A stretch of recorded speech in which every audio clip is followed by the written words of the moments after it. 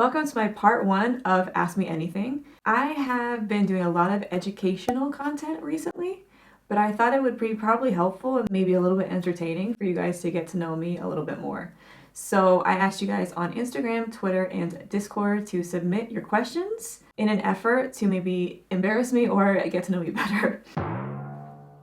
I brought Miss Lola Bunny from Moral Support today. So, Unbroken asks, what is my favorite tabletop game? This is a nice, easy question to ease myself into the embarrassment. My favorite tabletop game is actually a discovery I made during lockdown. We got the Game of Life, but the adult version, and basically you have dares that you have to do in order to keep your money. And it is very entertaining, and I learned a lot, specifically about my mom. It was really fun. Have you ever had a secret admirer? Gosh, is it not humble if I say yes? Yes, I have. Recently though, I have been getting for the last 2 years Valentine's Day cards, and I have no idea who they are from. Absolutely zero idea. I've tried really hard to find out, but I have had no results. So I have no idea. So if you are watching and you sent me a Valentine's Day card the last 2 years, thank you. They brought a smile to my face. Oh, Matteo said, who do you think will win the World Cup this year? I honestly have no idea. I really don't have a clue. I think I'm obliged to say England. But I think this World Cup is going to be very different than any other, and I think it's going to be interesting to see how the teams play. Usually for me, once England gets knocked out, I cheer for either Spain or Brazil because I really enjoy the way that they play. But I honestly don't have a clue who's going to win.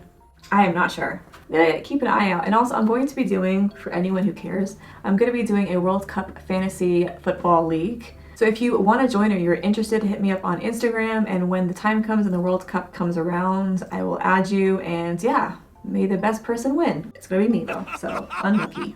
Namas asked, how did you feel going from streaming and making gaming videos to now making videos about serious topics and helping people? What was it like making that change? Keep up the great work. Thank you, Namas. I actually really wanted to address this, so I'm glad it came up, and this was not planned. So a lot of people know me from streaming on Twitch and also doing some gaming videos on YouTube about 2, 3, 4 years ago. I only did it very briefly, but I streamed for a few years actually. Why did I pivot so much to doing different types of content? And the reason is I wasn't happy. I was not being fulfilled. I stopped enjoying it, to be honest. It became all about the controversies on Twitch, the girls in the hot tubs and all of that, and it stopped becoming fun for me. And I was increasingly being told, you know, you need to wear like more like low-cut tops and you need to do this and that to get famous on Twitch in order to make money. I'm just thinking the money is not worth my integrity. I didn't like the culture, if I'm gonna be honest. And I wanted to do something that lit my soul up, honestly. I wanted to do something that made me happy. I wanted to put my energy and my love and my time into doing something that I felt mattered. And for me, I wanted to have a positive impact on other people's lives. And hence why I created this channel. The thing about Twitch is I will always appreciate it for the friends it has brought into my life. Still do really enjoy gaming. I love gaming. It's a great hobby of mine and I enjoy it so much. It was a pretty big change and a pretty big pivot. And I would say to you, if you're in a position where you're really not happy, you're not fulfilled, then you need to stop and you need to figure out how you can do something that you're passionate about, because you deserve that, honestly. Spo asks, do you think Nandos is the best, and why is the answer yes? That also rhymes, Spo. I do think Nandos is the best. I think everyone should experience Nandos in their life once. I like it because it doesn't feel like you're eating fast food. You can actually go there and eat really, really healthy. I used to go there when I was just eating protein. I was trying to be super healthy. I literally used to go there and order a big plate of wings. Always extra hot, because the hotter the better. Although I feel like, and it could just be me, I feel like their extra hot isn't as hot as it used to be. Also, I do love their sides. The garlic bread and the fries I also get when I'm feeling a little cheeky. Definitely Nandos is a must for everyone to experience once in their life. So this was by a guy from Instagram called Mark. He said, how are you, Tori? Is there anything we as a community can do for you? Well, thank you so much for asking me, Mark. I'm struggling health-wise, I'll be very honest. I'm really trying to stay consistent with YouTube and content on Instagram and TikTok, but it's been a struggle, and I'm in the middle of moving, so I'm even more tired and a little bit stressed out. But I am doing okay. I'm waiting for 2 operations to happen that I desperately need. One is going to be a more significant surgery, and the other operation is going to take quite a bit of time to recover from. So I've been waiting for those. I was hoping they would happen before I move, but I don't think they are going to, which is fine. We can't control everything. But how can you guys help me as a community? Honestly, you guys just being so supportive and encouraging means so much. You guys interacting with my posts, interacting with my videos helps me and also helps the algorithm. But honestly, if you see a video that you know a friend would get some value from, you just sharing that link to them helps me tremendously. That is the best way I think that you could probably help me, by just getting my content to more eyes and to be able to help more people.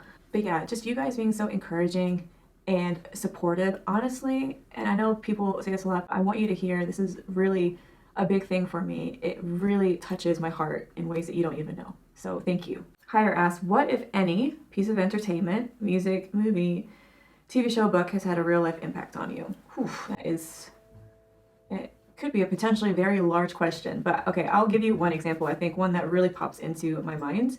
I know I did a video recently about 5 books that will change your life. I did not include the book I'm about to talk about for a very specific reason, because this book is for a very specific situation. The book was given to me, I think a few weeks after my dad's funeral, and it was exactly what I needed. I was in a very broken place. And my friend Elliot sent me a book called A Grief Observed by C.S. Lewis. I never knew that this book even existed. It's an extremely small book. I literally read it in like an hour or 2. But gosh, the impact that it had on my life, especially in that particular season, was so huge. This book is not a feel-good book, like full of like warm quotes and like, ooh, everything will be fine. It's a real raw read. You basically read about C.S. Lewis's journey through losing his wife to cancer. And he goes through different ups and downs. What I loved about it and what I connected so much to it was how real he was, how honest he was, how vulnerable he was. And I think at that point I couldn't put into words all the grief and all the loss and all the pain that I was feeling. And this book gave me an outlet for that. And it gave me a way to describe what was happening. What I also resonated with was he also speaks about his loss and his grief through like a Christian view, but not in like a everything will be fine.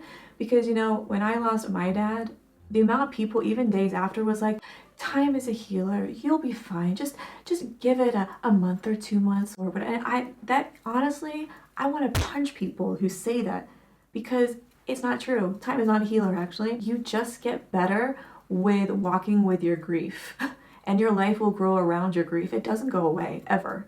And so people who say that trigger me so much. But in this book, C.S. Lewis was so raw and so real, and he brought all of his anger, all of his confusion to God, and wasn't afraid of it. I feel like in the Christian world, people treat God like, oh, I can't go to him with this because it's, you know, oh, it's too dark. The deepest, darkest things going on in your heart are exactly what you should be bringing to God, in my view. It was just refreshing to read a Christian point of view where they were being real with God and saying, God, I'm angry, I'm confused, I don't know what's happened. So I would say, yeah, A Grief Observed is a book that has had a massive impact on my life. And for anyone that is going through loss, I would highly recommend this book. Have you ever had... Okay. Have you ever had a nickname, and what is it? I'm not telling you all the nicknames I have. I will tell you like 2, okay? One of them, I used to be called Torres after the Arsenal player Perez. I used to play football, and it just kind of evolved from that. I don't really get called it a lot now, though. It would depend who I'm actually with.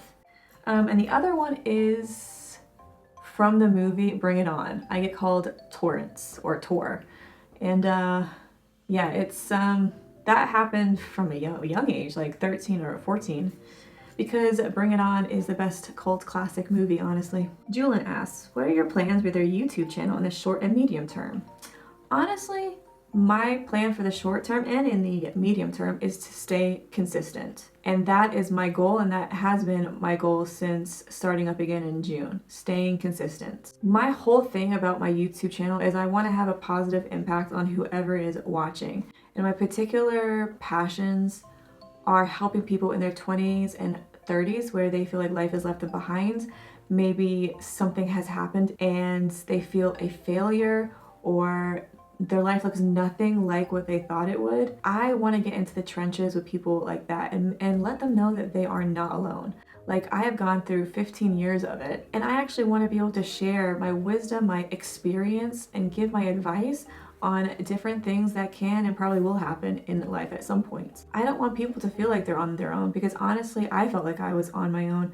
I felt like no one really understood how I was feeling. I felt like I was the only one that actually felt this way. And I come to find out there's a lot of us that life has thrown us the unexpected, and we're having to journey through that and to honestly do our best with what life has given us. Julian also asked, are you still thinking about making content to help other people, or are you going to talk about more different topics on the channel? Definitely going to keep in the theme of being a positive impact for others and helping people, because that is my passion and that is my heart. I also want to inject a little bit of entertainment, maybe a little bit of humor in there as well in the future, because honestly, laughing is good for the soul. And laughing is good for your health. So yes, I definitely want to keep in tune with what I'm trying to do here and the niche that I'm in, but I also want to bring a little bit of entertainment and a variety of subjects as well. Thank you guys so much for choosing to hang out with me today and for submitting your questions. I really enjoyed this. I hope you have too, and I'll see you in the next one.